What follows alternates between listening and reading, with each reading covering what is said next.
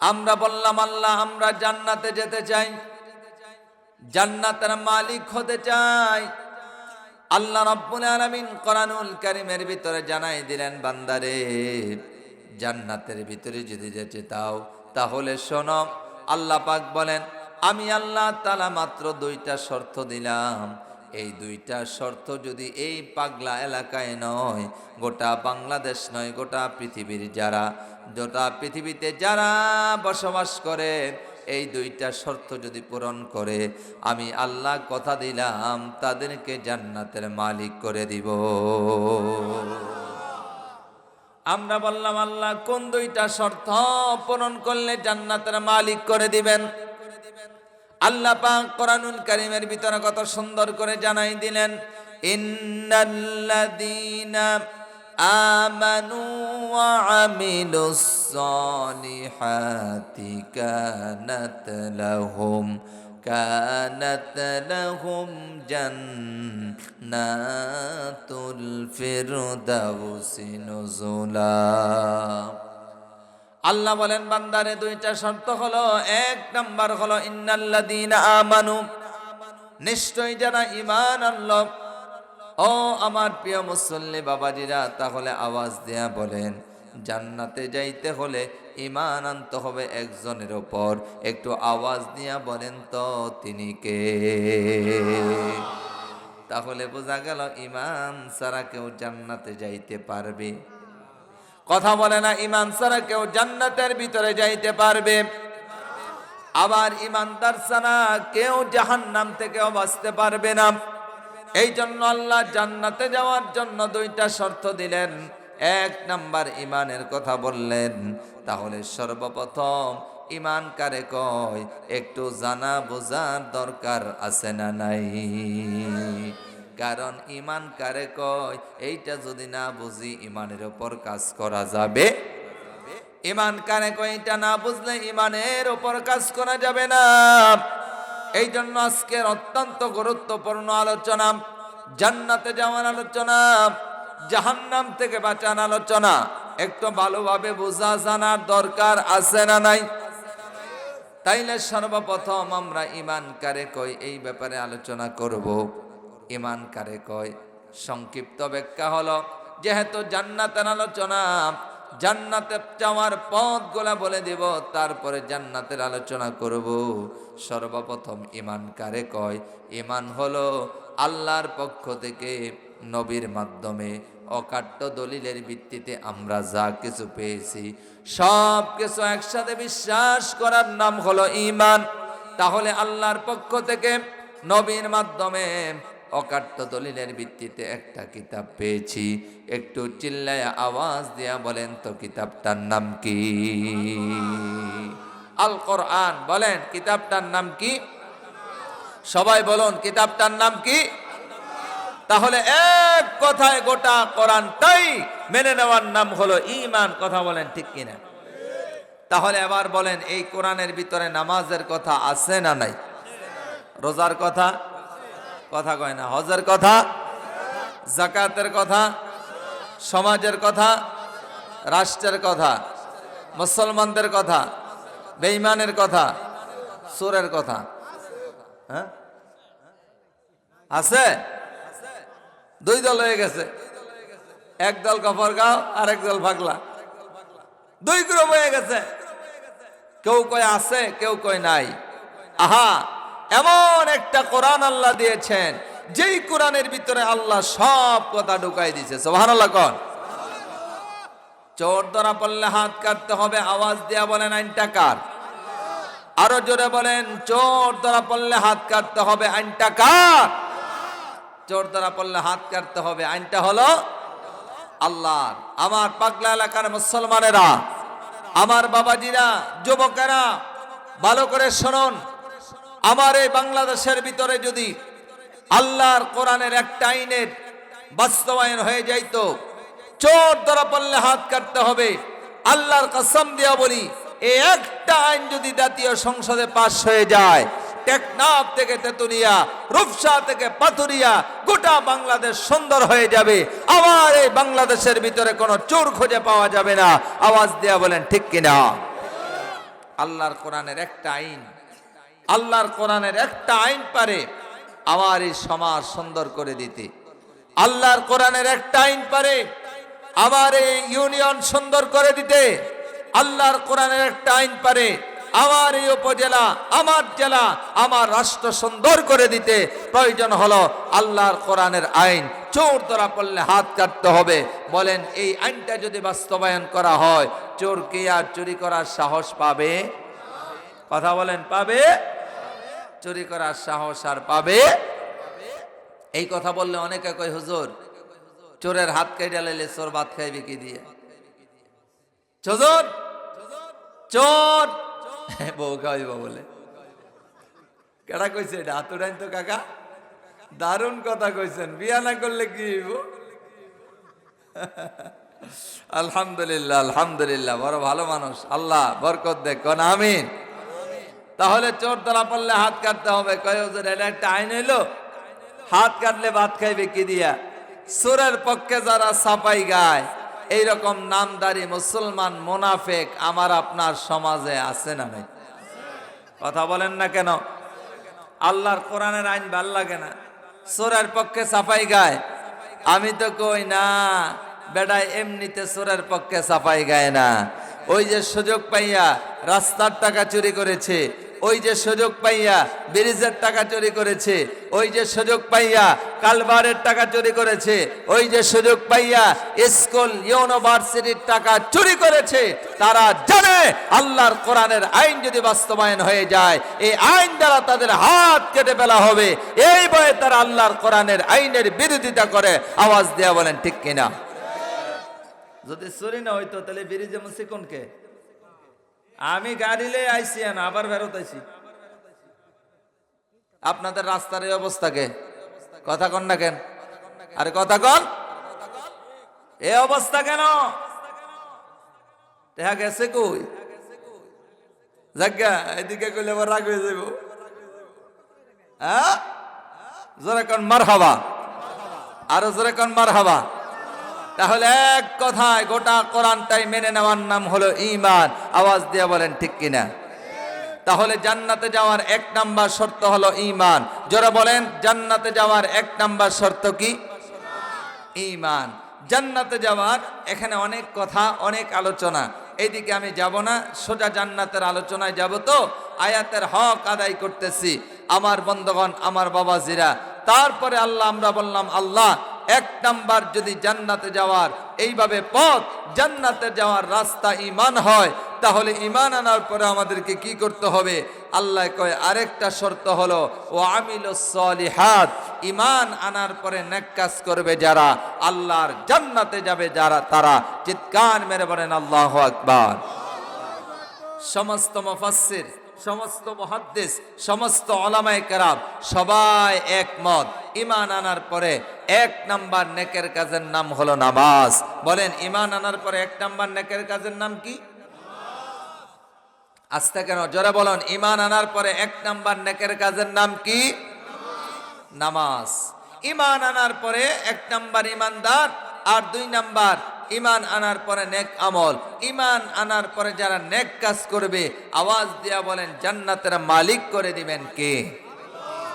যাকে আল্লাহ ছোট্ট একটা জান্নাত দিবে, ভালো করে বুঝুন, যাকে আল্লাহ তাআলা ছোট্ট একটা জান্নাত দিবে, তাকেও এই দুনিয়ার 10টা দুনিয়ার সমান বড় জান্নাতের মালিক করে দিবে। আস্তে কইলে তো হইব না, জোরে কোন সুবহানাল্লাহ। যাকে আল্লাহ ছোট্ট জান্নাত দিবে, তাকেও এই দুনিয়ার 10টা দুনিয়ার সমান বড় জান্নাতের মালিক করে দিবেন কে? বুখারী বর্ণনা, যেই লোকটা সবার পরে জান্নাতে যাবে, ভালো করে বুঝবেন ঈমানের কত দাম। যেই লোকটা সবার পরে জান্নাতে যাবে, ওই লোকটা, এখানে অনেক লম্বা ঘটনা। আল্লাহ বলবে এই মালিককে চিনেননি? জাহান্নামের প্রধান ফেরেশতার নাম হলো মালিক। মালিককে ডেকে বলবে, মালিক, এই মালিক শোনো, আমি আল্লাহ তাআলা আজকে জাহান্নামের দরজা চিরতরে বন্ধ করে দিব। আজকের পরে আর কেউ জাহান্নাম থেকে বাহির হবে না। আর জান্নাতের দরজাও চিরতরে তালা মেরে দিব। আজকার পরে আর কেউ জান্নাতের ভিতরে প্রবেশ করতে পারবে না। মালিক রে, ও জাহান্নামের তলদেশে আমার একটা বান্দা আছে, সামান্য নিব ঈমান নিয়ে মারা গেছিল, ওই বেডারে উড়াও, তারপরে বাহির করো। আমি আল্লাহ ওই বেডারে বাহির করেই জান্নাত আর জাহান্নাম তালা মাইরা দিব। সুবহানাল্লাহ কোন। জাহান্নামের প্রধান ফেরেশতা মালিক, বুখারীর হাদিস শোনাচ্ছি, জাহান্নামের প্রধান ফেরেশতা মালিক ডাক দিয়ে কয়, আল্লাহ আমি তো কোনো ইমানদার খুঁজে পাই না। আল্লাহ বলে, যাও ওই কোণারে চলে যাও, ওখানে যাইয়া দেখবে একটা আওয়াজ আসে।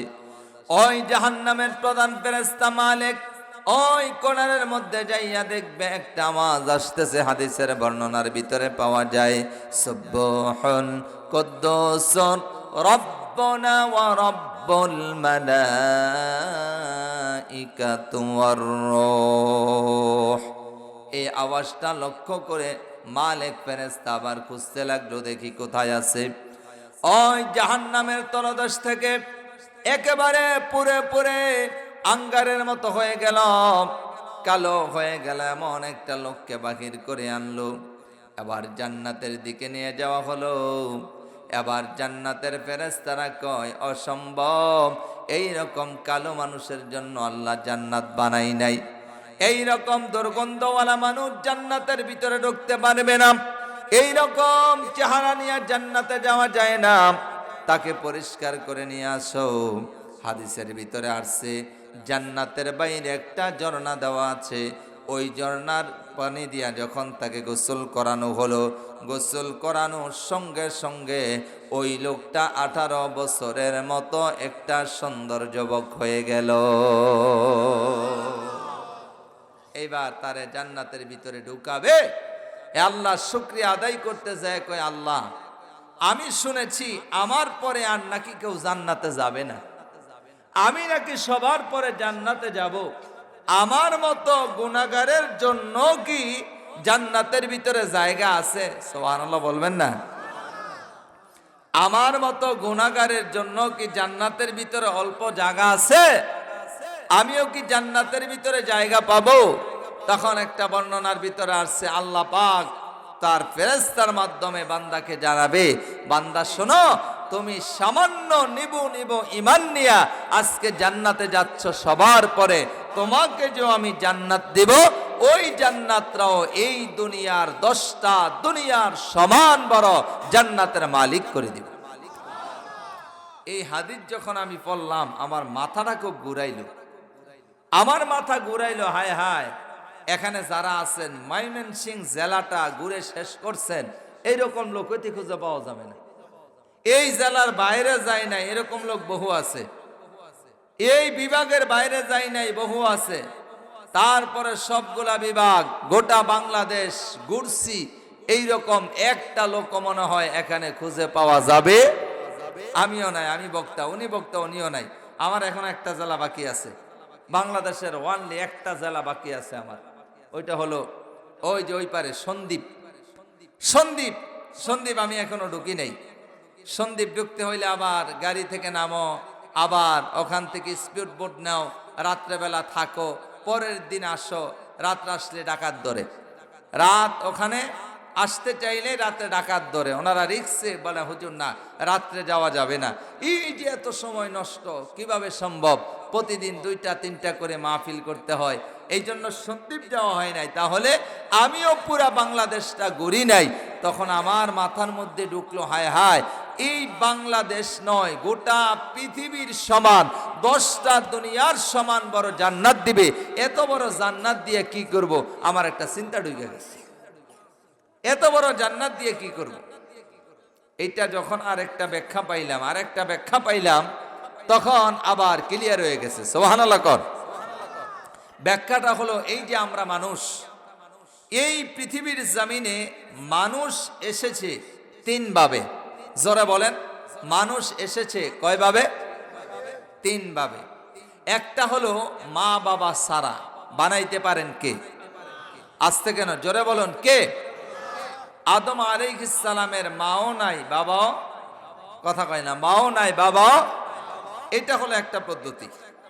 আরেকটা পদ্ধতি হলো আল্লাহ তাআলা ঈসা রুহুল্লাহ মারিয়াম আলাইহিস সালামকে আল্লাহ তাআলা একটি পুত্র সন্তান দান করেছেন, যার নাম হলো ঈসা রুহুল্লাহ।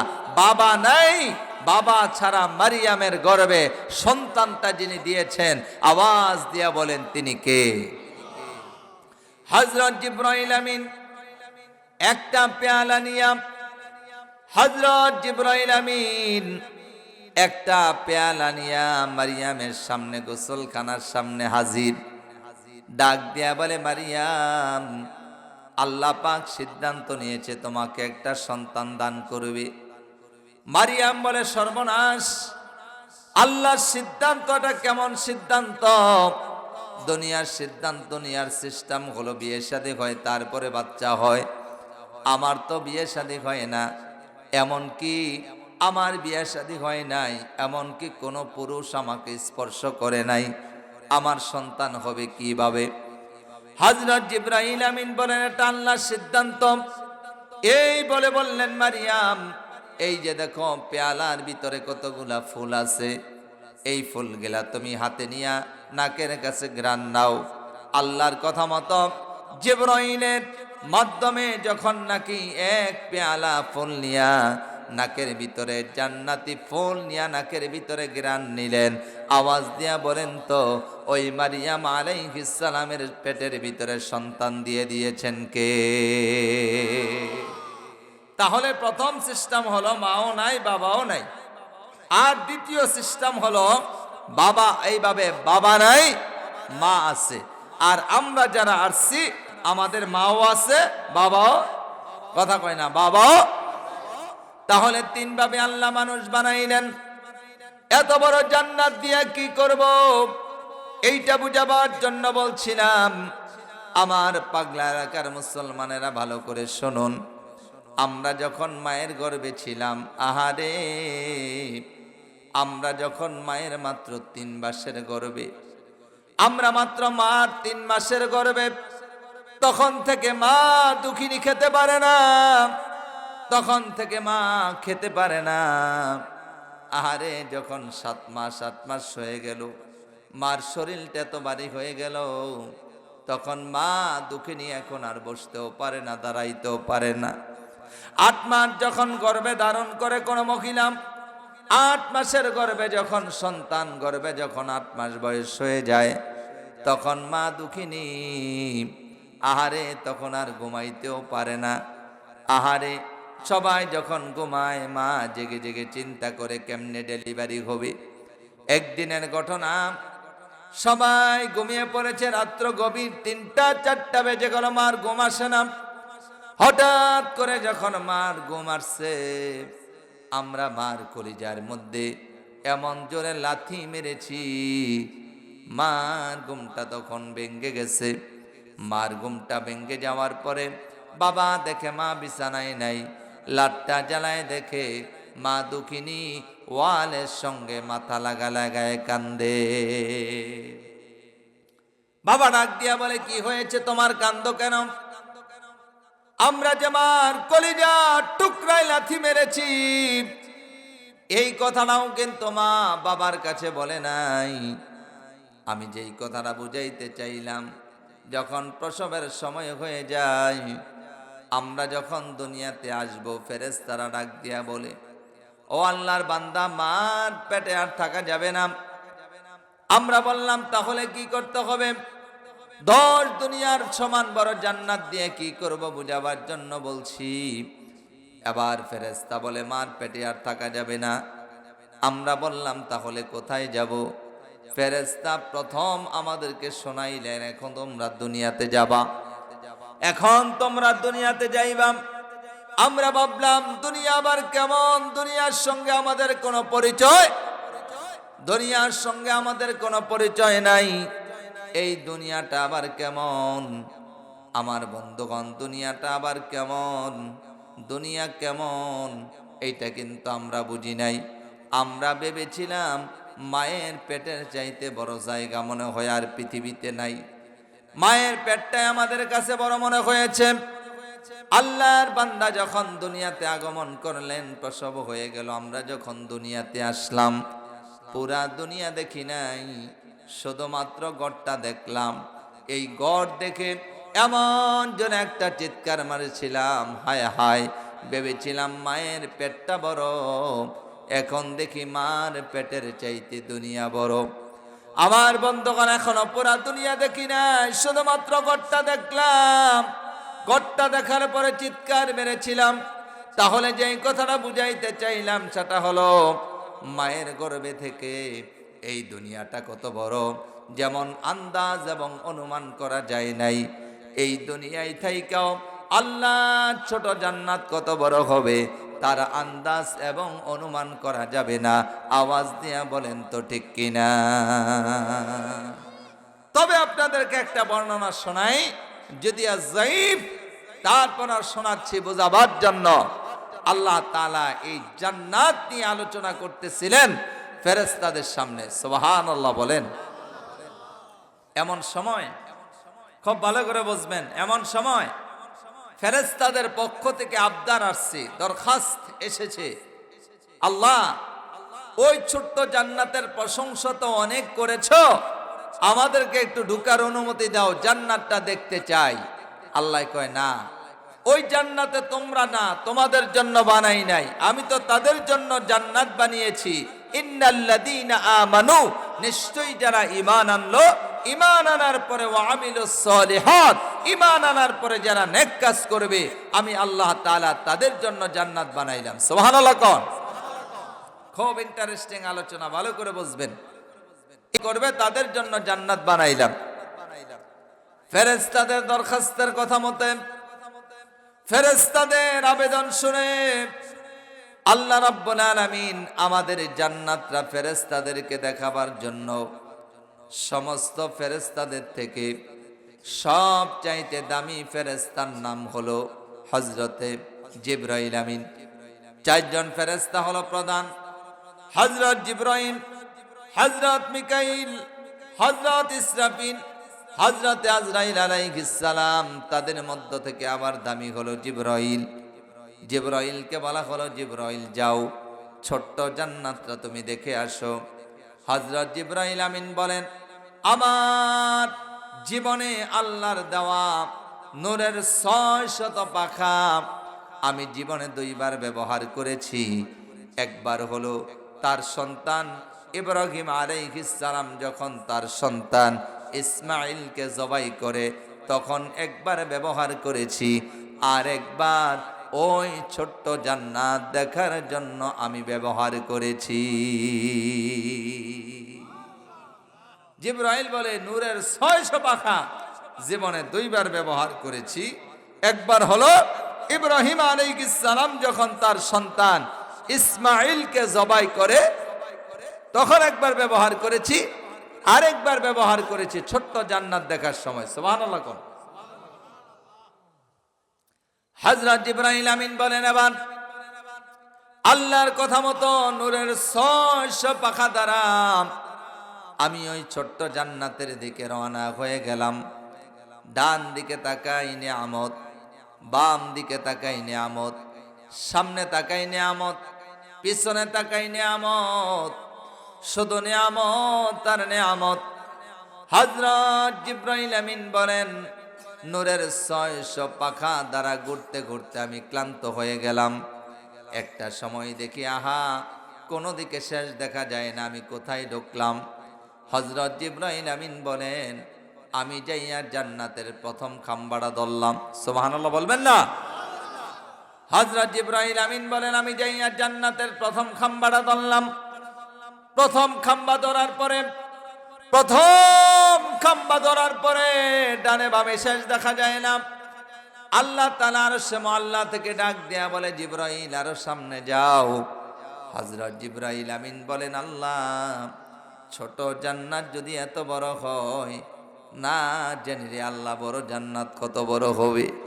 আল্লাহ গো, আমি আর সামনে যেতে চাই না, তবে শুধু আমাকে একটু বলে দাও, এই ছোট্ট জান্নাত তার কতটুকুন বাকি আছে। আল্লাহ রাব্বুল আলামিন আবার ডাক দিয়া বলে, ও জিবরাইল, তাহলে শোনো, এই ছোট্ট জান্নাতের ভিতরে নূরের 600 পাখা দ্বারা কতদিন উড়েছ? হযরত জিবরাইল আমিন কয়, আল্লাহ শোনায় দাও। আমার আল্লাহ বলে, জিবরাইল রে, এই নূরের 600 পাখা দ্বারা একদিন নয়, 2 দিন নয়, 1 বছর নয়, 2 বছর নয়, 1000 বছর নয়, 2000 বছর নয়, এই নূরের 600 পাখা দ্বারা এই ছোট্ট জান্নাতের ভিতরে 70,000 বছর পর্যন্ত উড়েছ। আজ ইব্রাহিম আবার যদি 70,000 বছর পর্যন্ত রোপ এই জান্নাতের 2 নাম্বার খাম্বা পাবা। আবার যদি 70,000 বছর পর্যন্ত রোপ এই জান্নাতের 3 নাম্বার খাম্বা পাবা। আবার যদি 70,000 বছর পর্যন্ত রোপ এই জান্নাতের 4 নাম্বার খাম্বা পাবা। আবার যদি 70,000 বছর পর্যন্ত রও 5 নাম্বার, 6 নাম্বার, 7 নাম্বার, 8 নাম্বার খাম্বা পাবা। হযরত জিবরাইল আমিন কয়, আল্লাহ,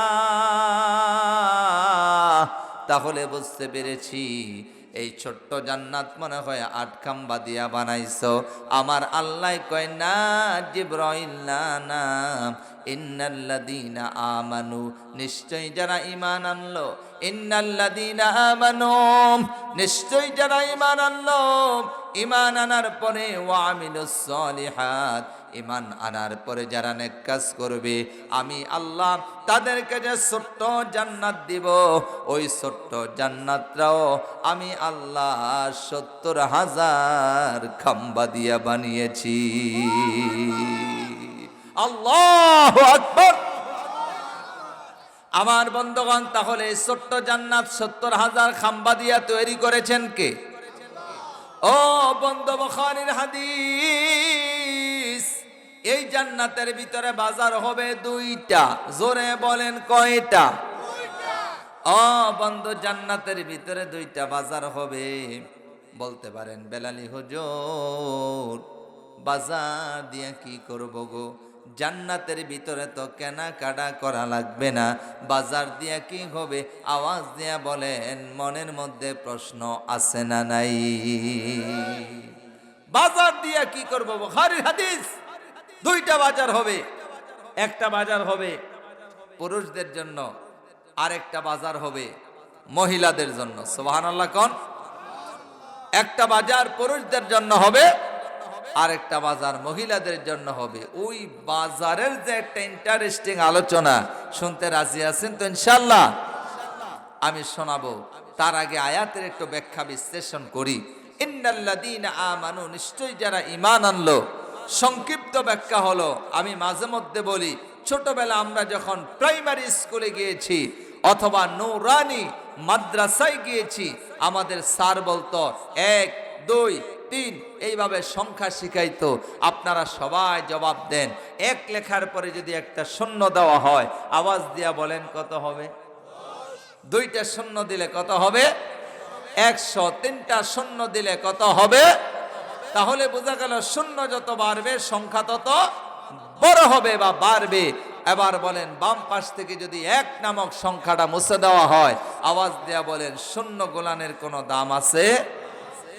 আমার পাগলা এলাকার মুসলমানেরা, ও মুসলমানেরা, তাহলে 1 হলো ইমানের নাম, আর শূন্য হলো আমলের নাম। 1 ছাড়া যেমন শূন্য গোলানের কোনো দাম হয় না, ঠিক তদ্রূপ ইমান ছাড়া আমলের কোনো দাম হয় না। কথা বলেন ঠিক কিনা? এই জন্য আল্লাহ বললেন, এ দুনিয়ার মানুষ শোনো শোনো, 1 নাম্বার হলো ইন্নাল্লাযীনা আমানু, নিশ্চয় যারা ঈমান আনলো। 1 নাম্বারে ঈমানের ঘোষণা, 1 নাম্বারে তাওহীদের ঘোষণা। আমার বন্ধুগণ, আমরা ঈমান এনেছি, আমার সঙ্গে পড়েন, লা ইলাহা ইল্লাল্লাহু মুহাম্মাদুর রাসূলুল্লাহ। জোরে বলেন সাল্লাল্লাহু আলাইহি ওয়াসাল্লাম। এই কালিমা পড়লে তামাম জীবনের গুনাহগুলো মাফ করে দিবেন কে? আমার বন্ধুগণ, 2 নাম্বার হলো আমিলুস সলিহাত, জান্নাতে যাইতে হলে আমাকে আপনাকে নেক কাজ করতে হবে। তাহলে আমি বলছিলাম সমস্ত নেক আমলের মধ্যে সেরা নেক আমলের নাম হলো নামাজ। জোরে বলেন তো সেরা নেক আমলের নাম কি? একটা ইন্টারেস্টিং আলোচনায় ঢুকে যাই, বলেন ইনশা। সেরা নেক আমলের নাম হলো নামাজ। এবার মোট কয় ওয়াক্ত? সবাই বলেন, আমিও বলবো আপনারাও বলেন, নামাজ মোট কয় ওয়াক্ত? তাহলে 1 নাম্বার হলো ফজরের নামাজ, 2 নাম্বার হলো যোহরের নামাজ, 3 নাম্বার হলো আসরের নামাজ, 4 নাম্বার হলো মাগরিবের নামাজ, 5 নাম্বার হলো ইশার নামাজ। বলেন তো 5 ওয়াক্ত নামাজ ফরজ করে দিয়েছেন কে? আমার বন্ধু এবার আসুন বিস্তারিত শোনাই। ফজরের নামাজের ফরজ হলো 2 রাকাত। জোরে বলেন ফজরের নামাজের ফরজ কয় রাকাত? যোহরের নামাজের ফরজ কয় রাকাত? সবাই কোন? আসরের নামাজের ফরজ কয় রাকাত? মাগরিবের নামাজের ফরজ কয় রাকাত? ঈশার নামাজের ফরজ কয় রাকাত? আমার বন্ধু নামাজের একটা ইতিহাস আছে, আমরা অনেকে জানি না, নামাজের ইতিহাসের বয়ান শুনি নাই। ও বন্ধু, আল্লাহ কেন জান্নাত দিবে, কেমনে জান্নাত দিবে? ও বন্ধু ভালো করে বোঝেন, ফজরের নামাজ যিনি সর্বপ্রথম পড়েছিলেন হযরতে আদম আলাইহিস সালাম। যোহরের নামাজ সর্বপ্রথম পড়েছিলেন হযরতে ইব্রাহিম আলাইহিস সালাম। আসরের নামাজ সর্বপ্রথম পড়েছিলেন হযরতে ইউনুস আলাইহিস সালাম। মাগরিবের নামাজ সর্বপ্রথম পড়েছিলেন হযরতে ইয়াকুব আলাইহিস সালাম। ঈশার নামাজ সর্বপ্রথম পড়েছিলেন হযরতে মূসা পয়গম্বর আলাইহিস সালাম। চিৎকার মেরে বলেন না আল্লাহু আকবার। ও পাগলা এলাকার মুসলমানেরা, বিস্তারিত বলার সময় নাই, সময় নাই, একেবারে সংক্ষিপ্ত মূল কথা বলে দেই। আদম আলাইহিস সালাম আর মা হাওয়া আলাইহিস সালাম জান্নাতের ভিতরে ছিলেন, কিন্তু আল্লাহ বললেন আদম খবরদার জান্নাতের ভিতরে থাকবা, জান্নাতের ভিতরে খাইবা, আনন্দ করবা, ফুর্তি করবা, অসুবিধা নাই, কিন্তু ওই যে একটা গাছ দেখা যায় ওই গাছের কাছে যাওয়া যাবে না, ওই গাছের ফল খাওয়া যাবে না। আওয়াজ দিয়া বলেন তো নিষেধ করেছেন কে? হযরত হাওয়া আলাইহিস সালামকে শয়তান প্রলোভন দেখাইলো। হাওয়া আলাইহিস সালাম বিস্তারিত বলতে পারলাম না, নিজে একটা ফল খাইছে আর স্বামীর জন্য আরেকটা ফল নিয়ে আসছে। আমার বন্ধুগণ, আমার বাবাজিরা নিজেও খাইছে, স্বামীর জন্য নিয়ে আসছে। আমার বন্ধুগণ, আদম আলাইহিস সালাম মুখের ভিতরে মাত্র দিছে, হঠাৎ করে গলা পর্যন্ত গেল। ডাক দিয়ে কই বিবি গো, কই থেকে ফল আনলা? বলে ওই যে আল্লাহ নিষেধ করেছেন যাওয়া যাবে না, খাওয়া যাবে না, ওই গাছের ফল। আদম আলাইহিস সালাম টান দিয়া ধরলেন, ভিতরে ঢুকতে দেয় নাই। এতক্ষণে বহু দেরি হয়ে গেল। আওয়াজ দিয়া বলেন তো আল্লাহর হুকুম লঙ্ঘন করার কারণে আদম আর হাওয়া আলাইহিস সালামের শরীর থেকে জান্নাতি পোশাক গুলা খুলে দিয়েছেন কে? জান্নাতি পোশাক পরে গেল। আহারে মহিলা মানুষ, লজ্জা বেশি। 5টা কাপড় দিয়া তিনি এইভাবে কি করলেন? 5টা কাপড় দিয়া তার সতর ডাকলেন। এই জন্য মহিলা যখন মারা যায় কাফনের কাপড় কয়টা দেওয়া হয়? কথা কয় না, কয়টা? আর পুরুষ আদম আলাইহিস সালাম লজ্জা তুলনামূলক ভাবে মহিলাদের চাইতে কম, তাই তিনি 3টা কাপড় দিয়া সতর ডাকলেন। তাহলে পুরুষ মারা গেলে কাপড় দেওয়া হয় কয়টা? 3টা। ওয়াজ মিলছে তো? আমার বন্ধুগণ, আমার বাবাজিরাম, আল্লাহ পাক জান্নাত থেকে বাহির করে দিলেন। ও বন্ধু, মোবাইল থাকলে রেকর্ড করুন, বয়ানটা শুনুন, নতুন আলোচনাটা শোনাই যায়। আমার বন্ধুগণ, এবার জান্নাত থেকে বাহির করে দিলেন। 2 জনকে আল্লাহ পাক 2 দেশের ভিতরে ফালাই দিলেন। দীর্ঘদিন পরে আল্লাহ পাক আদম আলাইহিস সালাম দোয়া করলেন, হাওয়া আলাইহিস সালাম দোয়া করলেন। আল্লাহ পাক কোরআনুল কারীমের ভিতরে জানাই দিলেন, কি বলে দোয়া করেন? যারা পারেন আমার সঙ্গে পড়েন, রব্বানা, পড়েন না, রব্বানা যালামনা أنفسنا وإن لم تغفر لنا وترحمنا لنكونن من আবার পড়েন রব্বানা যালামনা আনফুসানা ওয়া ইল্লাম তাগফির লানা ওয়া তারহামনা লানাকুনান্না মিনাল খাসিরিন। আওয়াজ দিয়া বলেন তো, আদম আর মা হাওয়া আলাইহিস সালামের দোয়াটা কবুল করেছেন কে? আল্লাহ রাব্বুল আলামিন কোন কোন বর্ণনায় পাওয়া যায় 350 বছর পরে একত্রিত করে দিয়েছে। সুবহানাল্লাহ কোন। ও বন্ধু, আমি এবং আমার এই যে বন্ধু, ওই বন্ধু এই বছর গিয়েছিলাম। এবারও জাবালে রহমত বলা হয়, যেখানে মা হাওয়া আর আদম আলাইহিস সালামের দোয়াটা কবুল হয়েছিল। একজন হলো পাহাড়ের এই পাশে, আরেকজন হলো আরেক পাশে। আদম শুনে মহিলা মানুষের কান্না শোনা যায়, আর হাওয়া শুনে পুরুষ মানুষের কান্না শোনা যায়। কেউ কিন্তু জানে না তারা দুইজন যে কাছাকাছি চলে আসছে। দুইজন পাহাড়ের দুই পাশে কান্না করে। আদম কয়, এই এটা তো হাওয়ার কণ্ঠ মনে হচ্ছে, আর হাওয়া বলে এটা তো আদমের কণ্ঠ মনে হচ্ছে।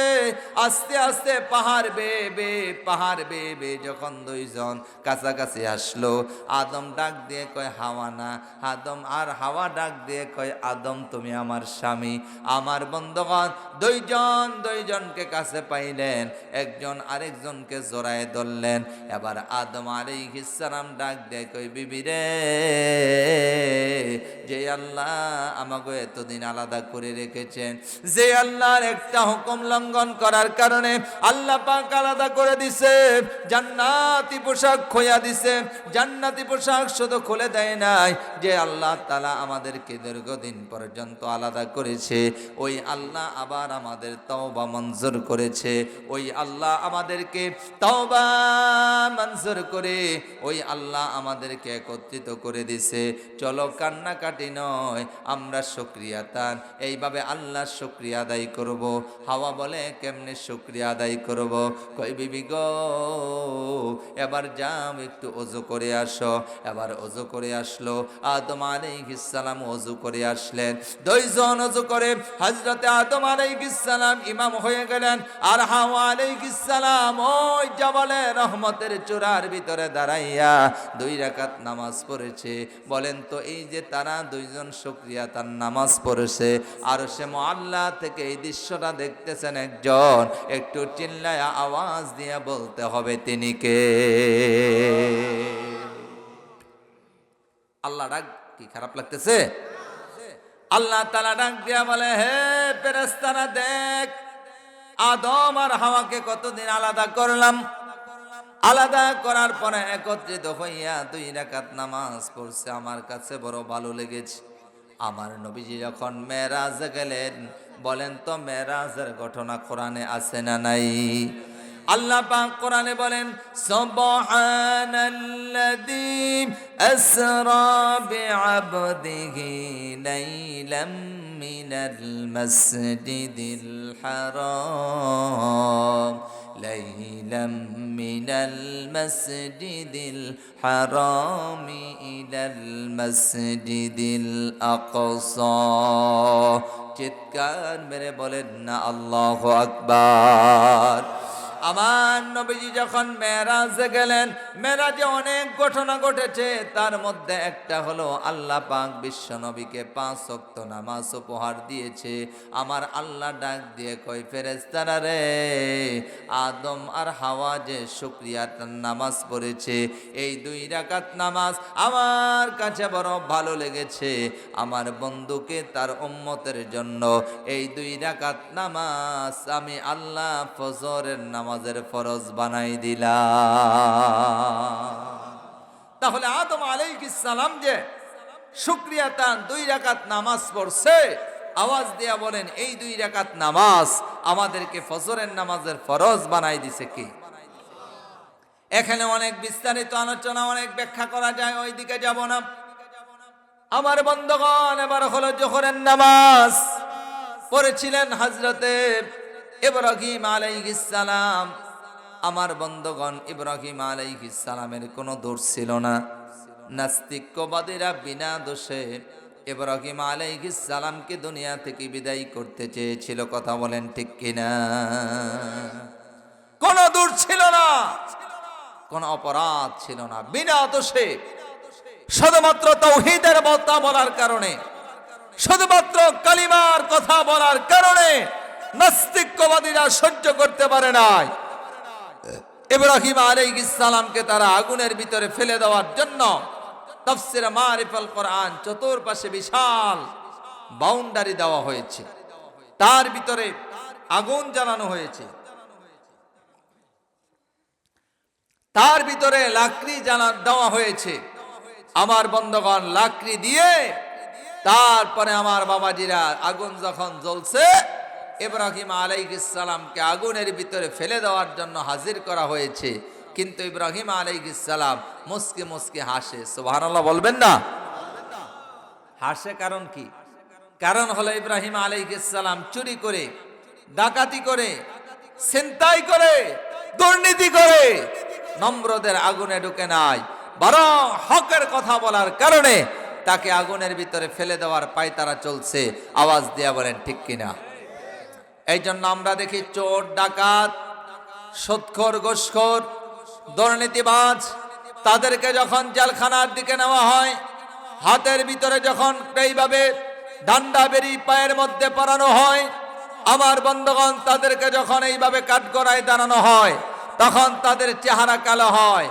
আজ যারা উলামায়ে কেরাম কোরআনের হক কথা বলার কারণে, ইসলামের দাওয়াত দেওয়ার কারণে তাদের হাতের ভিতরে আমার বন্ধুগণ হ্যান্ডকাপ পরিয়ে, পায়ের ভিতরে ডান্ডা পরিয়ে, এইবারে কোমরের ভিতরে গরুর রশি দিয়া বেঁধেও যদি তাদেরকে কাঠগড়ায় দাঁড় করানো হয়, তখনও তাদের চেহারা কালো হয় না।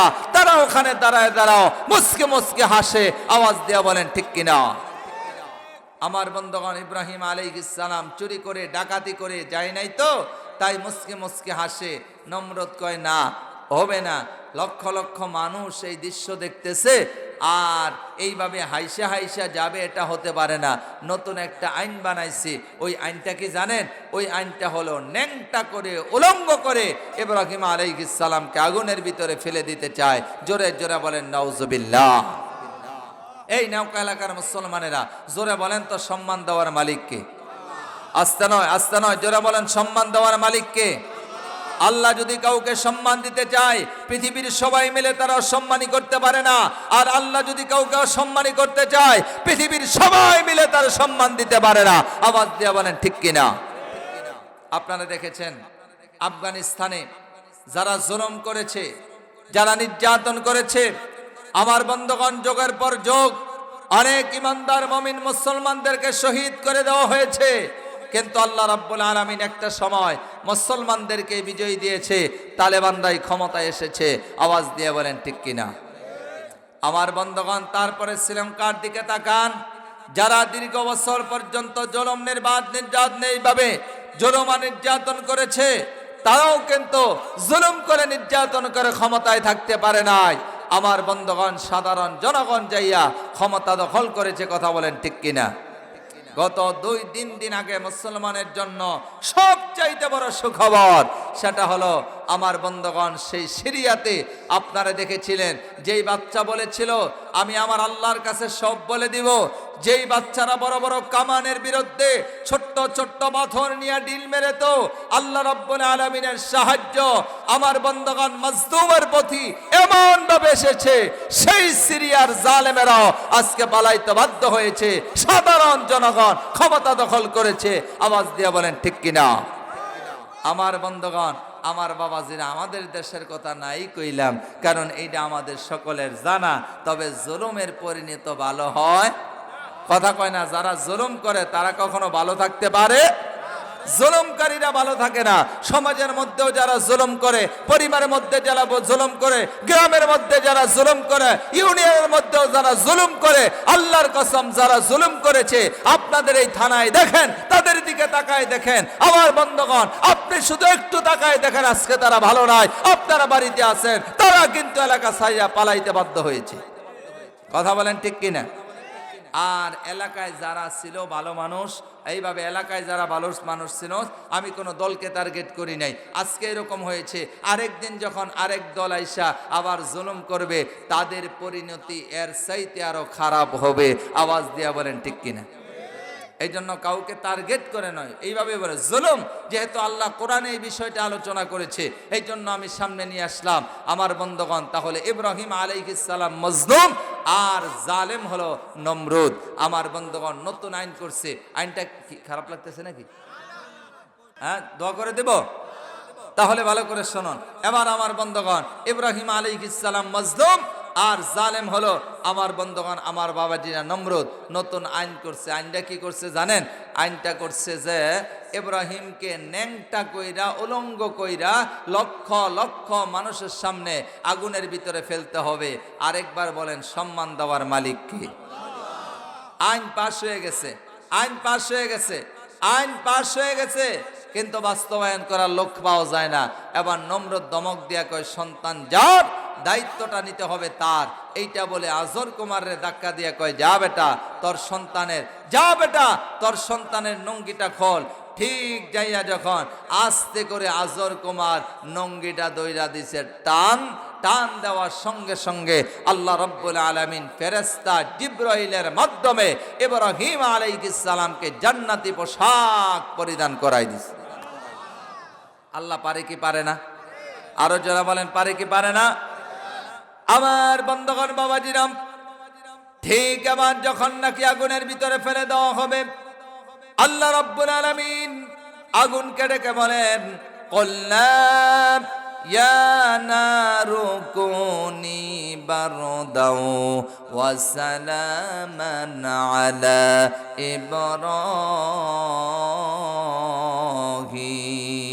ইব্রাহিম। আল্লাহু আকবার। একটা কথা বুঝাবার জন্য, জালেমের জুলুমের পরিণতি ভালো না, এইটা বুঝাবার জন্য বলছে আল্লাহ পাক আগুনকে ডেকে বলেন, আগুন রে, আমার ইব্রাহিমের জন্য আরামদায়ক ঠান্ডা হয়ে যা। আল্লাহ বলেন, এই ঠান্ডা হয়ে যা, কারণ ঠান্ডা যদি বেশি হয়, আওয়াজ দিয়া বলেন, বেশি ঠান্ডার ভিতরেও কষ্ট আছে না নাই? বেশি ঠান্ডার মধ্যে কষ্ট। আল্লাহ কয় আরামদায়ক ঠান্ডা হয়ে যা। ওই আগুনের ভিতরে ইব্রাহিম আলাইহিস সালাম ছিলেন 40 দিন। আমি নামাজের ইতিহাস থেকে এখানে আসলাম, বুঝাবার লাগে আসছি। আমার বন্ধুগণ বলেন, আগুনের মধ্যে ছিল কয়দিন? 40 দিন পর্যন্ত আল্লাহ কেন রাখলেন? আল্লাহ পাক ডাক দিয়া বলে, জুলুমের পরিণতি ভালো হয় না। এই যে জুলুম করেছ, আমি আল্লাহ তাআলা ইব্রাহিমের উপর জুলুম করার কারণে ইব্রাহিম আলাইহিস সালামকে স্থানীয় নেতা থেকে আমি আল্লাহ রব্বুল আলামিন আন্তর্জাতিক নেতা বানাই দিলাম। কেমনে বানাইছে? জুলুমের মাধ্যমে। কেমনে? যেমন আমার বন্ধুগণ, আগুনের মধ্যে মানুষ পড়ে না, এই ইতিহাস তো আগে ছিল না। যখন পালাইছে এক গ্রাম থেকে আরেক গ্রাম, এক ইউনিয়ন থেকে আরেক ইউনিয়ন, এক দেশ থেকে আরেক দেশ, আরেক দেশ থেকে আরেক দেশ, যে আজর কুমারের পোলা নাকি একজন আছে ইব্রাহিম, এই ইব্রাহিম রে আগুনে পালাইছে, ইব্রাহিম আগুনের ভিতরে পড়ে না। সুবহানাল্লাহ কোন? তাহলে তার স্বাভাবিক যে এই পরিচিতি ছিল, আল্লাহ তাআলা শুধু অঞ্চল ভেদে নয়, এলাকা ভিত্তিক নয়, এই দেশে নয়, গোটা পৃথিবীতে আল্লাহ তাআলা তার মর্যাদা আর পরিচিতি বাড়াই দিছে। কথা বলেন ঠিক কিনা?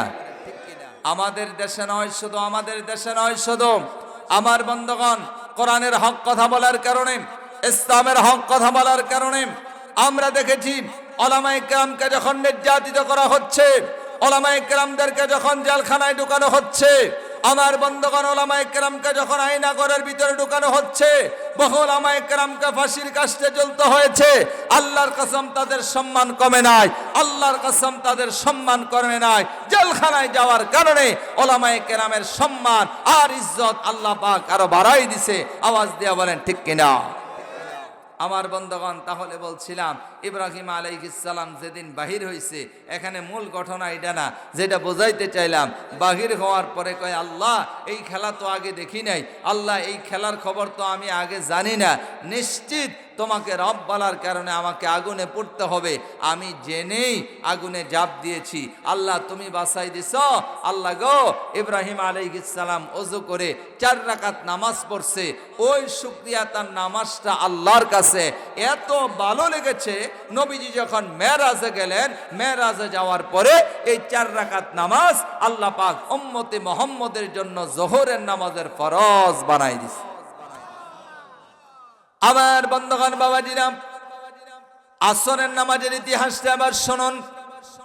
আল্লাহর আরেকজন নবী আছে যার নাম হলো হযরত ইউনূস আলাইহিস সালাম।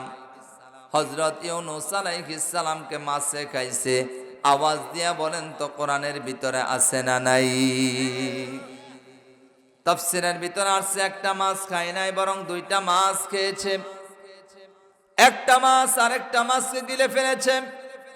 ওই মাছ সমুদ্রের তলদেশে চলে গেছে। সমুদ্রের তলদেশে যাইয়া ইউনূস আলাইহিস সালাম আমার আল্লাহকে বলে নাই। ওই সমুদ্রের তলদেশে যাইয়া ইউনূস আলাইহিস সালাম পড়তে লাগলেন। আল্লাহ পাক কোরআনে জানাই দিলেন, যারা পারেন আমার সঙ্গে পড়েন, লা ইলাহা ইল্লা আনতা সুবহানাকা ইন্নী কুনতু মিনাজ। একটু জোরে পড়ুন না, কোরআনের আয়াত সওয়াব হবে না। ইলাহা ইল্লা আনতা সুবহানাকা ইন্নী কুনতু মিনাজ। আল্লাহ রাব্বুল আলামিন ডেকে বলেন, ইউনূস, ও ইউনূস, সমুদ্রের তলে দেশে যাইয়া আমি আল্লাহরে বলো না, আমি আল্লাহ তোমারে কেমনে বলি? আল্লাহ পাক কোরআনে মেসেজ দিয়া জানাই দিলেন, ফাস্তাজাবনা লাহু ওয়া নাজ্জাইনাহু মিনাল গাম্মি ওয়া কাযালিকা নুনজিল মুমিনিন।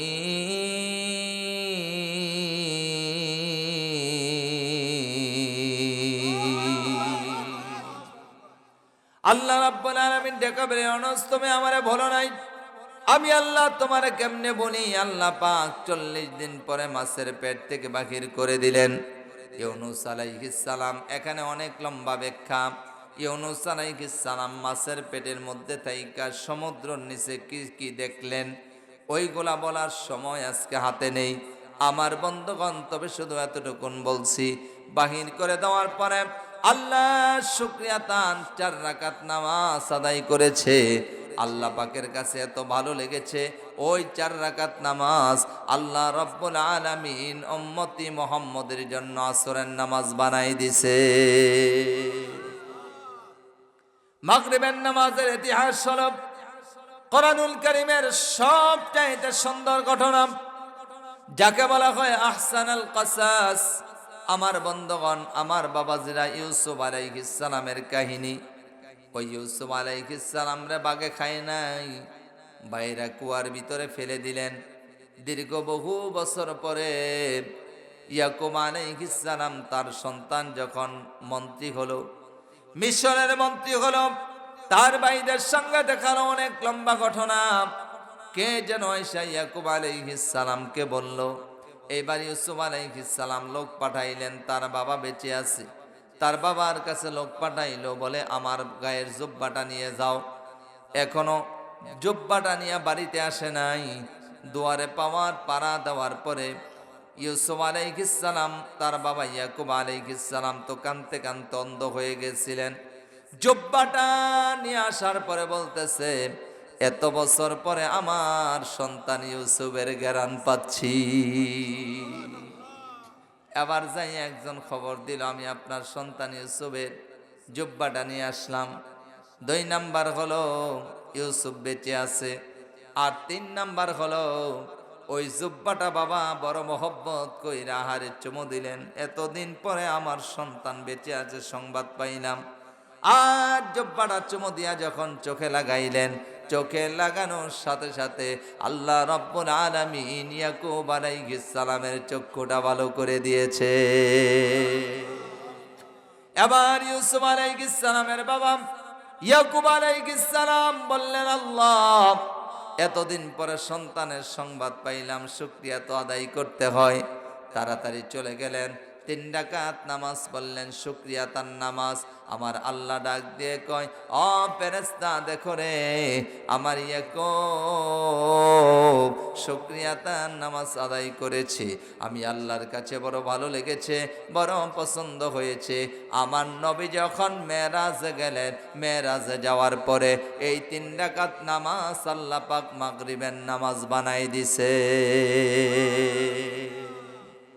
শেষ হলো এশার নামাজ। কষ্ট হচ্ছে নাকি? আমার বন্ধুগণ, আমার বাবাজিরা, এবার হলো এশার নামাজ। হযরতে মূসা আলাইহিস সালামের ঘটনার সাথে সম্পৃক্ত। হযরতে মূসা আলাইহিস সালামকে আল্লাহ পাক অনেকগুলা মুজিজা দিয়েছিলেন। তার মধ্যে অন্যতম একটা মুজিজা হলো লাঠি। সুবহানাল্লাহ বলবেন না? আল্লাহ পাক কোরআনুল কারীমের ভিতরে বলেন, ওমা তিলকা বিয়ামিনিকা ইয়া মূসা। হে মূসা, তোমার ডান হাতে এটা কি? মূসা আলাইহিস সালাম বলেন, হিয়া আসাই, এটা হলো লাঠি। আল্লাহ কয়, লাঠি না, এটা জমিনে ছেড়ে দাও। এই লাঠি যখন জমিনে ছেড়ে দিয়েছে, আওয়াজ দিয়া বলেন, এই লাঠিটারে বিশাল বড় অজগর সাপে পরিণত করে দিয়েছেন কে? এই মূসা আলাইহিস সালাম একটা সময় দাওয়াত বন্ধ করে দেওয়ার জন্য, আমার বন্ধুগণ, আমার বাবাজিরা, ফেরাউন মূসা আলাইহিস সালামকে শেষ করে দিবে। দল বল সহ মূসা আলাইহিস সালামকে তাড়াইতে লাগলেন। মূসা আলাইহিস সালাম বললেন, চলো আমরা সমুদ্রের দিকে যাই। সমুদ্রের তলে যাইয়া, সমুদ্রের পাশে যাইয়া মূসা আলাইহিস সালামের সাথীরা বলল, কোরআনের ঘটনা আমি সংক্ষেপ করার জন্য আয়াত পড়লাম না। আমার বন্ধুগণ ডাক দিয়া বলে, আমাদেরকে কোথায় নিয়ে আসছো? তোমার কথায় বড় বিপদে পড়ে গেলাম। মূসা আলাইহিস সালাম বলে, হতাশ হয়ো না, আল্লাহর উপর আস্থার ভরসা রাখো। আল্লাহ পাক ঠিক যখন নাকি ফেরাউন বাহিনী মূসা আলাইহিস সালামের কাছাকাছি চলে গেল, আল্লাহ ডাক দিয়ে কই, মূসা এই লাঠি দিয়া সমুদ্রের ভিতরে আঘাত করো।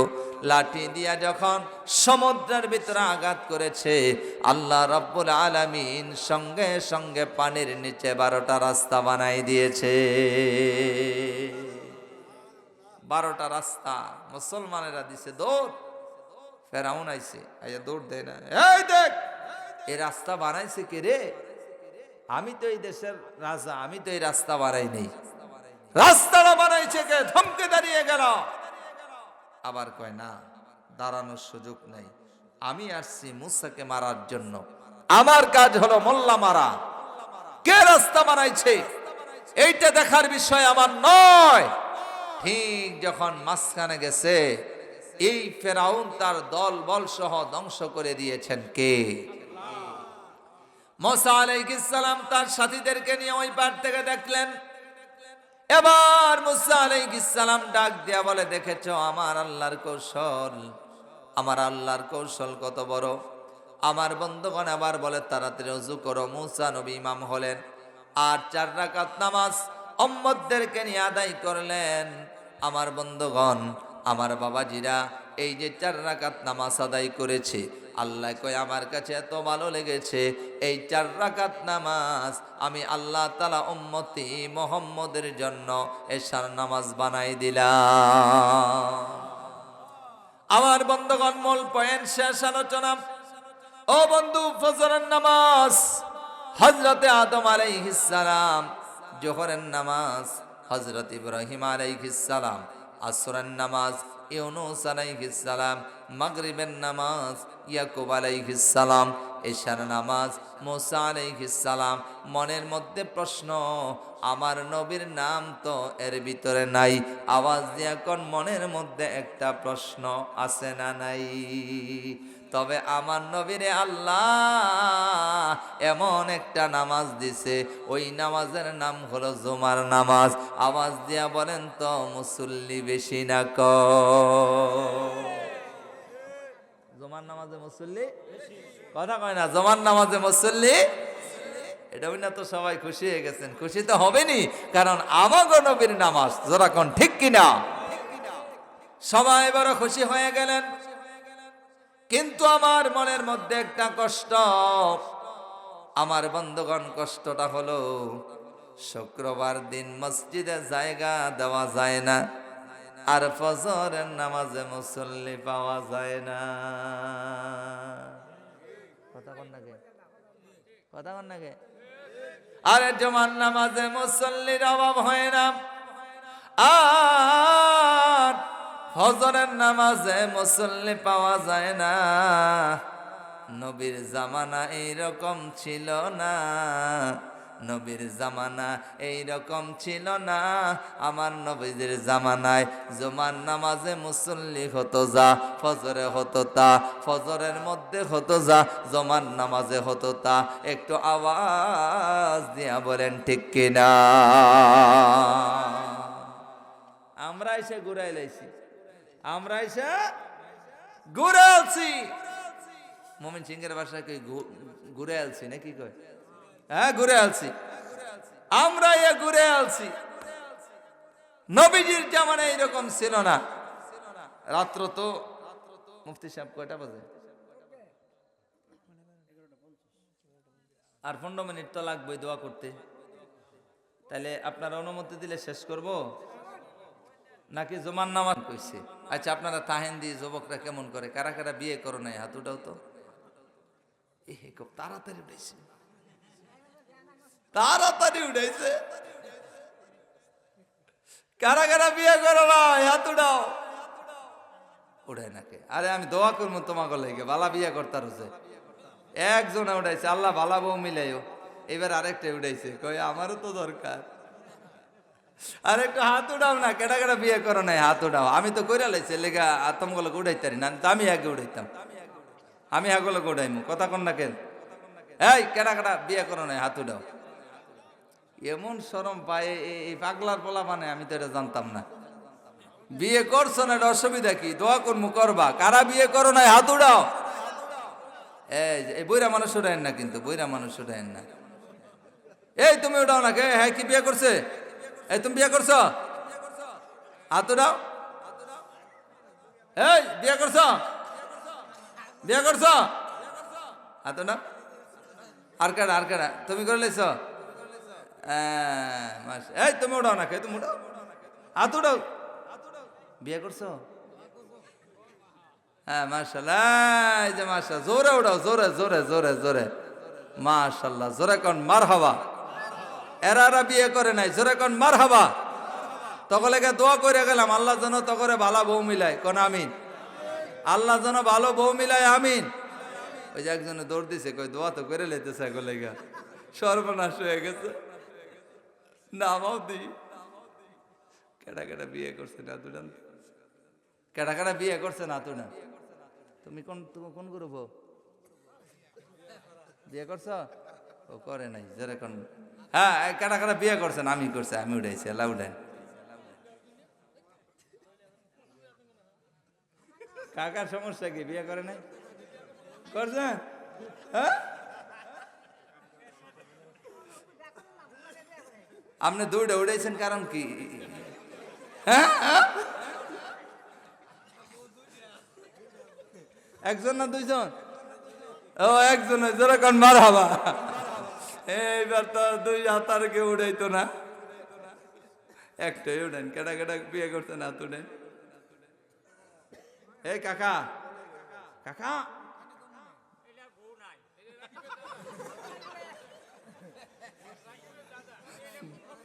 এটা বউ নাই?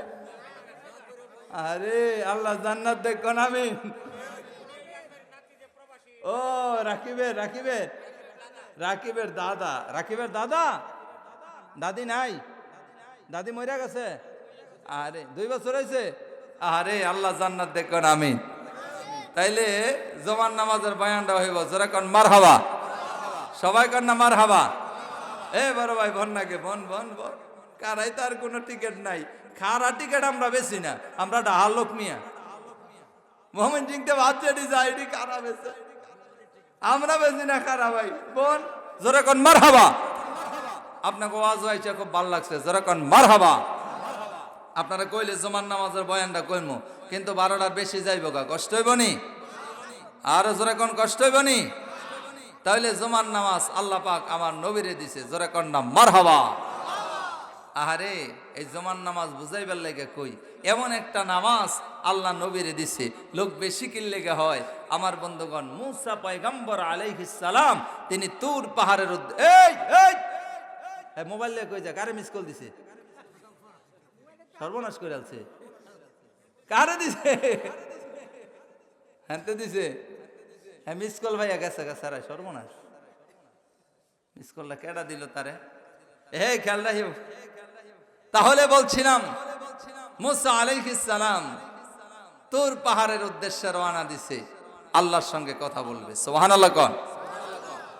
গরম পানি নাই দিয়ে তো আজও ছেড়ে দিতেছি, এটা বদলাই দাও, এটা বদলাই দাও, পানি নাই আর দেও, ঠান্ডাটাই দাও।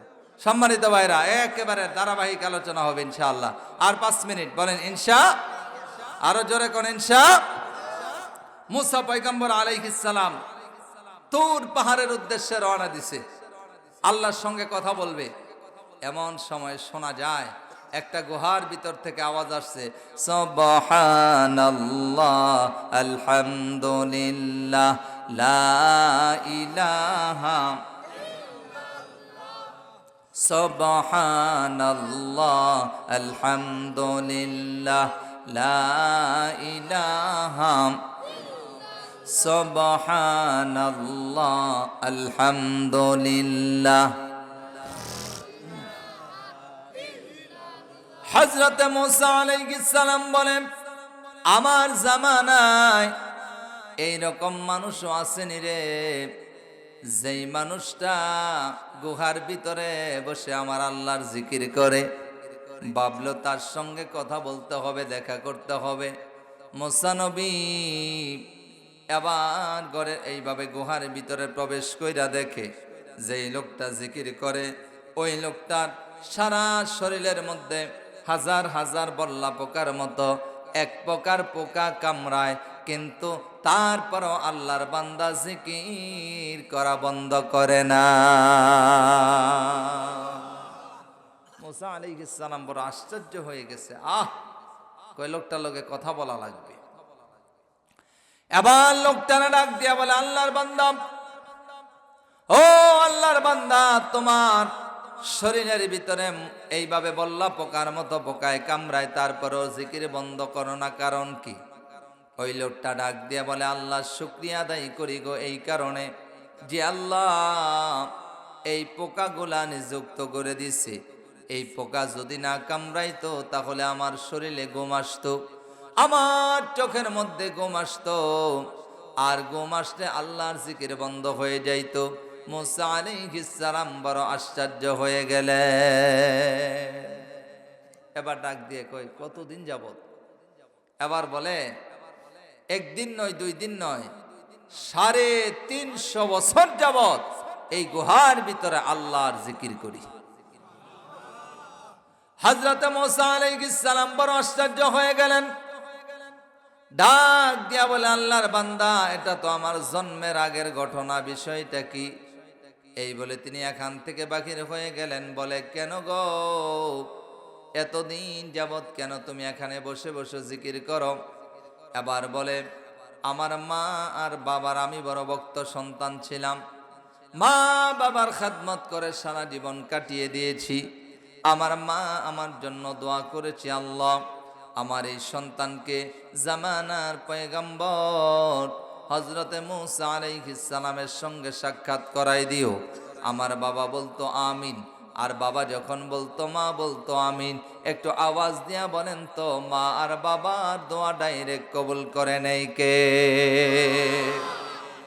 হযরতে মুসা আলাইহিস সালাম বলে, ঠিক আছে, তাহলে শোনো, আমি হলাম মুসা পয়গম্বর। লোকটা দাঁড়ায় গেল, মুসা নবীরে জড়ায় ধরল। মুসা নবী কয়, আল্লাহর বান্দা, পরে তোমার সঙ্গে আমার কথা হবে, এখন নয়, এখন আমাকে একটু ছেড়ে দাও, আমার কাজ আছে। এইটা বলে বাহির হয়ে গেল। বাড়ির দিকে যাওয়ার কথা, বাড়ির দিকে না যাইয়া হযরতে মূসা আলাইহিস সালাম আবার সোজা তুর পাহাড়ে চলে গেছে। তুর পাহাড়ে যাইয়া কয় আল্লাহ, আল্লাহকে, এ মূসা একটু আগে না কথা কইয়া গেছো, আবার আইলাকে? দিনে তো একবার আসার অনুমতি আছে, আবার কেন আইলা? কয় আল্লাহ, আমি আজকে আইলাম একটা জরুরি কাজ, আমি তোমারে প্রশ্ন করব। সুবহানাল্লাহ কর। আল্লাহ ডাক দিয়া বলে মূসা রে কি প্রশ্ন? এবার মূসা আলাইহিস সালাম ডাক দিয়া কয় আল্লাহ, এক নম্বরে জানতে চাই সব চাইতে দামি নবীকে। আমার আল্লাহ কই মূসা রে তুমি মনে হয় জানো না। কয় আল্লাহ জানি, তারপরও তোমার থেকে শুনতে চাই। আমার আল্লাহ বলে এক নম্বরের সবচেয়ে দামি নবী হলো আমার শেষ নবী, যার নাম হলো নবী মুহাম্মদ। এবার বলে আল্লাহ এটা আমি জানি, এবার আমাকে বলো উম্মতের মধ্যে দামি কে? আমার আল্লাহ কই যেই নবী দামি ওই নবীর উম্মত। কথা কয় না, ওই নবীর উম্মত। ও বন্ধু, দুনিয়ার সিস্টেম হলো সাইকেলের যেমন দাম সাইকেলের পার্সের তেমন দাম, হুন্ডারের যেমন দাম হুন্ডারের পার্সের তেমন দাম। ও বন্ধু, প্রাইভেট কারের যেমন দাম প্রাইভেট কারের পার্সেরও তেমন দাম, হেলিকপ্টারের যেমন দাম তার পার্সেরও তেমন দাম। নবী দামি, উম্মত দামি, এটাই তো কথা, বলেন ঠিক কিনা? কিন্তু হযরতে মূসা আলাইহিস সালাম ডাক দিয়া বলে আল্লাহ, ওই নবীর উম্মতের বৈশিষ্ট্য কেমন হবে গো? আল্লাহ কয় কোন বৈশিষ্ট্য জানতে চাও? কয় আল্লাহ, ওই নবীর উম্মতেরা হায়াত পাবে কয় বছর? আমার আল্লাহ কয় বেশি না, বেশি না, হায়াত পাবে মাত্র 60, 70, 80, 110, 20, তার বেশি তো হবেই না। এবার মূসা নবী ডাক দিয়ে কয় আল্লাহ, ওই গুহার ভিতরে আমার একটা উম্মত 350 বছর যাবত, আল্লাহ গো 350 বছর যাবত এই গুহার ভিতরে বৈশা আল্লাহ এইভাবে তোমার জিকির করে। আল্লাহ আমি জানতে চাই আমার উম্মতের 350 বছরের ইবাদত যদি এক পাল্লায় দেওয়া হয়, আর আখিরি জামানার নবীর উম্মতের যদি সারা জীবনের নেক আমল আরেক পাল্লায় দেওয়া হয়, আমি নবী মূসার মনে বলে আখিরি জামানার নবীর উম্মতের চাইতে আমার উম্মতের নেকের পাল্লা বাড়ি হয়ে যাবে।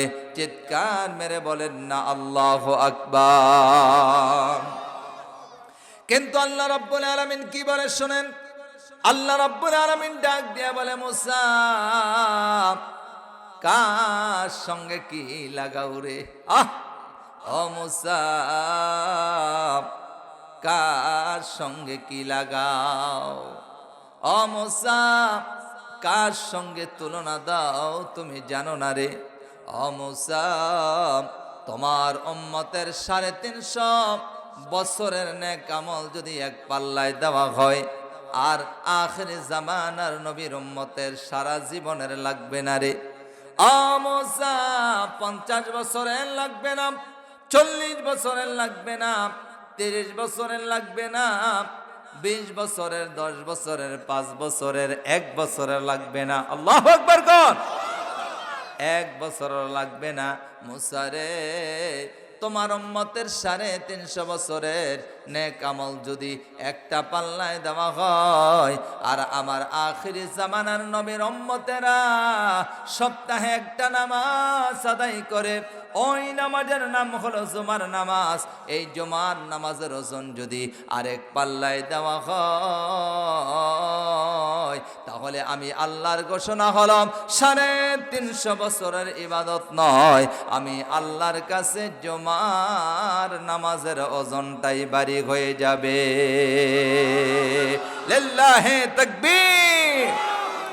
এই জন্য আল্লাহ রাব্বুল আলামিন কোরআনুল কারীমের ভিতরে জানাই দিলেন, ইন্নাল্লাযীনা আমানু ওয়া আমিলুস সালিহাতি কানাত লাহুম জান্নাতুল ফিরদাউসি নুজুলা। আল্লাহ বলে ইন্নাল্লাযীনা আমানু, নিশ্চয় যারা ঈমান আনলো, ঈমান আনার পরে ওয়া আমিলুস সলিহাত, ঈমান আনার পরে যারা নেক কাজ করবে, আওয়াজ দিয়া বলেন তো তাদের জন্য জান্নাতুল ফিরদাউসের উদ্যান সাজায় রেখেছেন কে? তাহলে আমরা কি ওই জান্নাতে যেতে চাই কি চাই না? আরো জোরে বলেন, চাই কি চাই না? ওই জান্নাতে যাইতে হলে মাত্র দুইটা কাজ দিল আল্লাহ।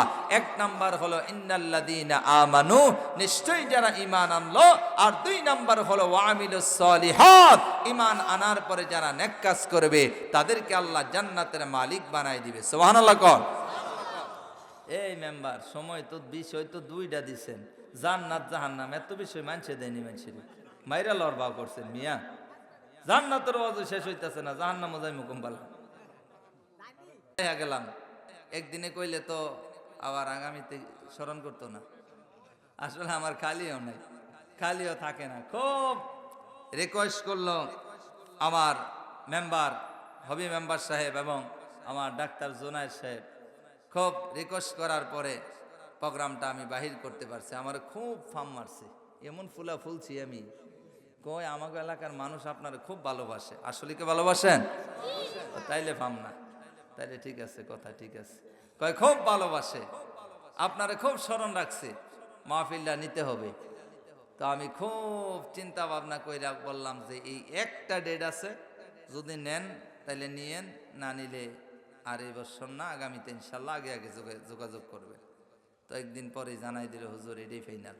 আমি বললাম আলহামদুলিল্লাহ, আমিও ফাইনাল, আমিও আমার ভাই বাবাজিদেরকে ভালোবেসেই এখানে এসেছি। তবে এই ভালোবাসা যাতে শুধু আপনাদের বসা আর আমার আশা এতটুকুর মধ্যে না হয়, আমরা আজকে যেইগুলা শুনছি আমল করব ইনশাআল্লাহ। আমি বলেছিলাম জান্নাতে দুইটা বাজার আছে, ওই বয়ানটাও তো করতে পারলাম না। ওই কই কি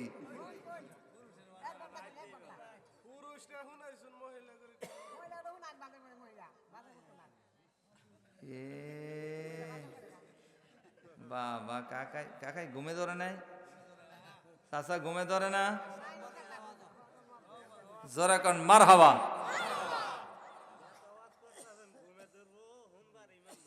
তাই নাকি? জোরে কোন মারহাবা। আমি একটু আলাদা মানুষ হই। এই যে আমার বন্ধু খুব ভালো বক্তা, অনেক বড় বক্তা, আলহামদুলিল্লাহ। ওর একটা মাহফিল পরে উঠাই ধরে লইছি। আমি কই যাও একবার এন্দা দিয়ে এন্দা পরে যামুগা।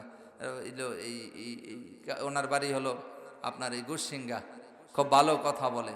ওই যে আরেক বক্তা আমার বন্ধু, আজকে আসলে রাতব্যাপী করণের কাম আছিল না, বক্তা তো অনেকগুলো লইছিলাম, রাতব্যাপী করলে মনে হয় ভালোই দিলে। একটার পরে খালি একটা উঠাইতাম, একটার পরে খালি একটা উঠাইতাম, আমি হইয়া থাকতাম, পরে উঠতাম। যাজ্ঞা খুব ভাল লাগলো যে মাঠটা এখনো বড়। জোরে কোন মারহাবা। বলেন এই মাহফিল হওয়াতে আপনারা খুশি না বেজার? আরো জোরে কোন খুশি না বেজার? এই মাহফিলটা 16 বছর যাবত হচ্ছে, আগামীতেও হবে। বলেন ইনশাআল্লাহ। আরো জোরে কোন ইনশাআল্লাহ। হ্যাঁ, আমি ওয়াদা করেছিলাম জান্নাতের ভিতরে দুইটা বাজার হবে, এই আলোচনাটা আপনাদের শোনাবো। আমার জীবনে কোনো ওয়াদা আল্লাহ যেন আমার মিস না করা, এখন পর্যন্ত করি না। মাহফিল রাখলে সেখানে যাই, সময় মতো যাই ইনশাআল্লাহ। আমি আজকে আপনাদের এখানে 10টায় ওঠার কথা। আজকে আমি ধন্যবাদ জানাই, আমি ময়মনসিংহের মাহফিল খুব ভয় পাই, কারণ আমরা বাজার দিয়ে কি করব? সুবহানাল্লাহ কোন? নবীজি আমার ডাক দিয়া বলেন, এই মহিলারা দেব জান্নাকে। নবীজি আমার ডাক দিয়া বলেন, ও সাহাবীরা, সাহাবীরা রে, জান্নাতের ভিতরে আল্লাহ বাজার বানাবে শুধুমাত্র মানুষকে আনন্দ দেওয়ার জন্য। সাহাবীরা বলল, ইয়া রাসূলুল্লাহ, কেমনে বিষয়টা বুঝলাম না। নবীজি আমার বলে, জান্নাতের ভিতরে বাজারের মধ্যে অনেকগুলা দোকান আছে, কিন্তু একটা দোকানেও দোকানদার নাই। সুবহানাল্লাহ কোন? একটা দোকানেও দোকানদার নাই। এবার জান্নাতে লোকেরা যে দেখবে, দেখি দোকানে কি আছে। যায় দেখবে অনেকগুলা ছবি, অতগুলা ছবি, কিন্তু সবগুলা ছবি উল্টানো, একটারও চেহারা দেখা যায় না। আবার পুরুষেরা যাই বাজারে ঢুকবে, এবার দুইকা ছবি একটা লয়ে দেখবে, আহার এটা দিয়ে সুন্দরী মহিলা, সুবহানাল্লাহ বলবেন না? দেখি আরেকটার মধ্যে কি আছে, ওইটার মধ্যে আরো সুন্দর মহিলা, ওইটা দেখে কই আহারে এটা দিয়ে আরো সুন্দর। নবীজি আমার বুখারীর হাদিস, আমার নবী কইছে এইটা সব চাইতে বেশি ভাল লাগবে, যেই ছবিটা সব চাইতে বেশি ভালো লাগবে, এই ছবিটা হাতের মধ্যে নিয়ে কবে, আল্লাহ জান্নাতের ভিতরে যে আমার বিবি দিছ, এই বিবিটা যদি এই ছবির মতো সুন্দর হয়ে যেত, নবীজি আমার বলেন এবার হাতের মধ্যে লইয়া বাড়ির মধ্যে যায় দেখবে আল্লাহ পাক তার জান্নাতি বিবিটারে ওই রকম সুন্দর বানাই দিছে। পুরুষ বড় আনন্দ হয়ে যাবে। আবার মহিলারা, মা বোনেরা গো, ও পাগলা এলাকার মা বোনেরা, আমার আল্লাহ আপনাদেরকে ঠকায় নাই। আবার মহিলারা আরেকটা বাজারে যাবে, বাজারে যে দেখবে দোকান আছে কিন্তু দোকানদার নাই, দোকান আছে কিন্তু দোকানদার নাই। আমার বন্ধুগণ, দোকান আছে দোকানদার নাই। এবার কি করবে, মহিলারাও যায় দেখবে খালি ছবি আর ছবি, দেখি তো কেমন। এবার দেখবে আহারে কি সুন্দর হ্যান্ডসাম যুবক, দেখতে কত সুন্দর লাগে, বলবে আরেকটা দেখি, ওইটা দেখি আরো ভালো লাগে। তৃতীয়টা কইব আহারে এইটা দেখি ভালো লাগে, মনে মনে কইব হায় হায়, দুনিয়ার জমিনে যেইটার লইয়া গড় করছিলাম, এইটার পা পাড়া আসিল, চোখ একটা ছোট আসিল, এইভাবে দাঁত একটা আসিলই না, এইটা দেখতে ভালো আসিল না, এটা কেমন ছিল, কিন্তু এটা কত সুন্দর। আল্লাহ গো, আমার জান্নাতি বিবিটা যদি এইরকম, জান্নাতি স্বামীটা যদি, আল্লাহ আমার জান্নাতি স্বামীটা যদি এইরকম সুন্দর করে দিতা।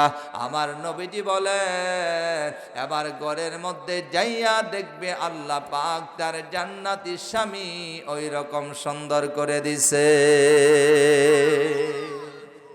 প্রতিদিন চেহারা বদলাইবে, সুবহানাল্লাহ বলবেন না?